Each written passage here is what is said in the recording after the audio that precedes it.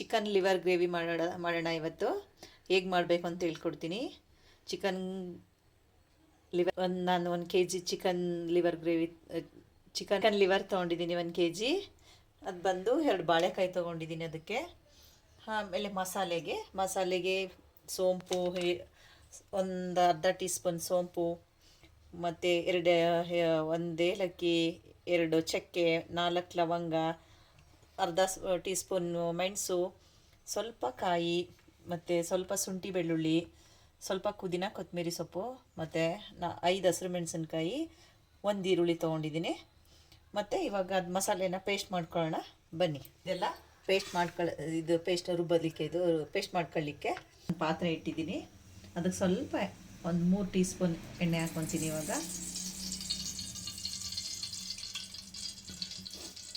ಅದು ಸ್ವಲ್ಪ ಎಣ್ಣೆ ಬಿಸಿ ಆಗಲಿ.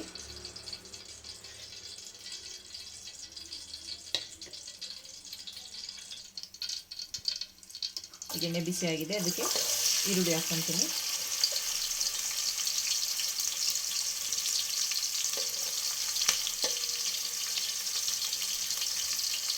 ಸ್ವಲ್ಪ ಕೆಂಪಾಗಲಿ.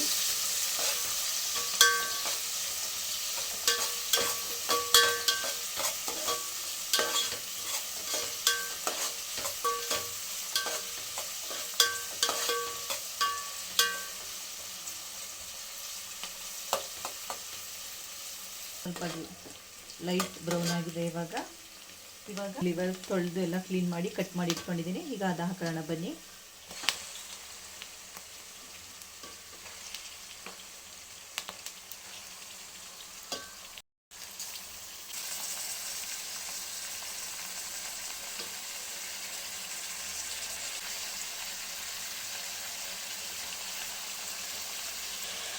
ಒಂದು 1/4 ಟೀ ಸ್ಪೂನ್ ಅರಿಶಿನ ಪೌಡ್ರ್ ಹಾಕೋಣ.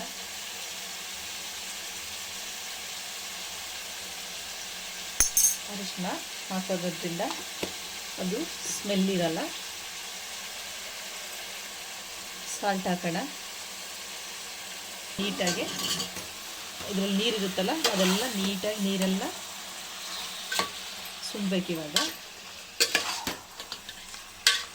ಇದು ನೀರು ಸುಂಡೋಷ್ಟೊಳಗೆ ನಾವು ಪೇಸ್ಟ್ ಮಾಡ್ಕೊಂಬರೋಣ ಬನ್ನಿ. ಮಿಕ್ಸಿ ಜಾರ್ ತೊಗೊಂಡು ಒಂದೊಂದೇ ಪದಾರ್ಥಗಳನ್ನ, ಹಸಿರು ಮೆಣಸಿನ್ಕಾಯಿ, ಚಕ್ಕೆ, ಲವಂಗ, ಸೋಂಪು, ಏಲಕ್ಕಿ, ಮೆಣಸು, ಮತ್ತು ಶುಂಠಿ ಬೆಳ್ಳುಳ್ಳಿ. ಬೇಕಾದರೆ ಶುಂಠಿ ಬೆಳ್ಳುಳ್ಳಿ ಪೇಸ್ಟು ಆ್ಯಡ್ ಮಾಡ್ಕೊಬೋದು. ಫ್ರೆಶ್ ಆಗಿ ಮಾಡೋದ್ರಿಂದ ಟೇಸ್ಟ್ ಇರುತ್ತೆ ಅಂತೇಳಿ ನಾನು ಬೆಳ್ಳುಳ್ಳಿ ಶುಂಠಿನೇ ಹಾಕ್ಕೊತಾ ಇದ್ದೀನಿ. ಈರುಳ್ಳಿ ಹಾಕ್ತಿದ್ದೀನಿ. ಈರುಳ್ಳಿ ಹಾಕೊಳ್ಳೋದು ಸ್ವಲ್ಪ ಗ್ರೇವಿ ಬರುತ್ತೆ ಅಂತ. ಕಾಯಿ ಹಾಕೋದ್ರಿಂದನೂ ಚಪಾತಿಗೆ ಮತ್ತು ರೈಸ್ಗೆಲ್ಲ ಗ್ರೇವಿ ಬರಲಿ ಅಂತೇಳಿ, ತಿಕ್ಕಾಗಿರುತ್ತೆ ಅಂತೇಳಿ ಹಾಕ್ಕೊತೀವಿ.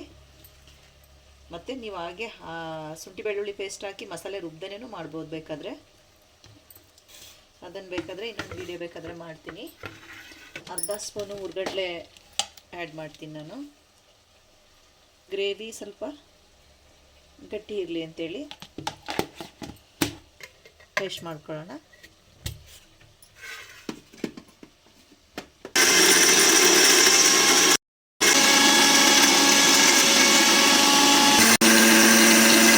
ಟೀ ಸ್ಪೂನ್ ಗರಂ ಮಸಾಲ ಹಾಕ್ತಾಯಿದ್ದೀನಿ. 1 ಸ್ಪೂನ್ ಮನೇಲೆ ಮಾಡಿರೋಂಥ ಖಾರದ ಪುಡಿ ಹಾಕ್ತಾಯಿದ್ದೀನಿ.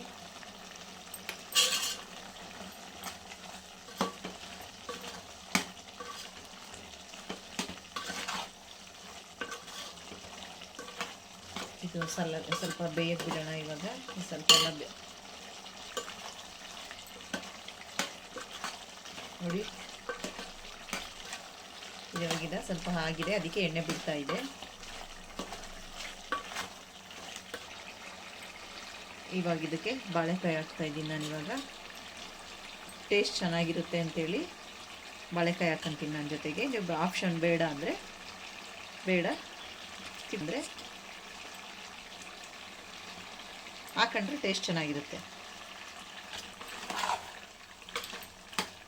ಇವಾಗ ಇದಕ್ಕೆ ನಾನು 1 ಟೊಮೊಟೊ ಹೆಚ್ಚಿಟ್ಕೊಂಡಿದ್ದೀನಿ, ಅದನ್ನು ಆ್ಯಡ್ ಮಾಡ್ತಾಯಿದ್ದೀನಿ.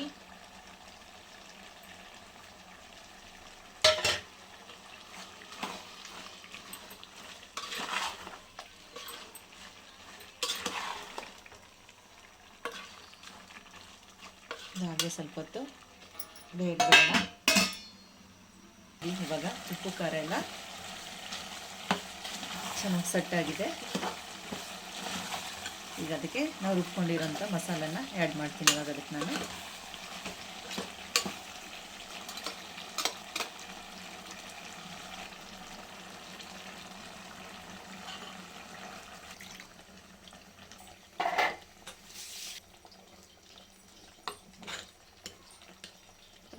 ಸ್ವಲ್ಪ ನೀರು ಆ್ಯಡ್ ಮಾಡ್ಕೊಳ್ಳೋಣ. ಇವಾಗ ಇದು ಬೆಂದು ಗಟ್ಟಿ ಬರುತ್ತೆ ಗ್ರೇವಿ, ಇಷ್ಟಿದ್ರೆ ಸಾಕು.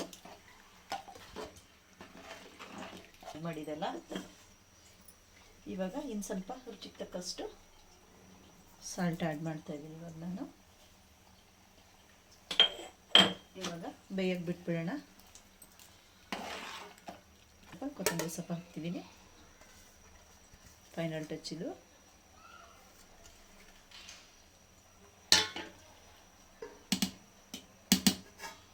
ಇವಾಗ ಮುಚ್ಚಿಟ್ಬಿಡೋಣ.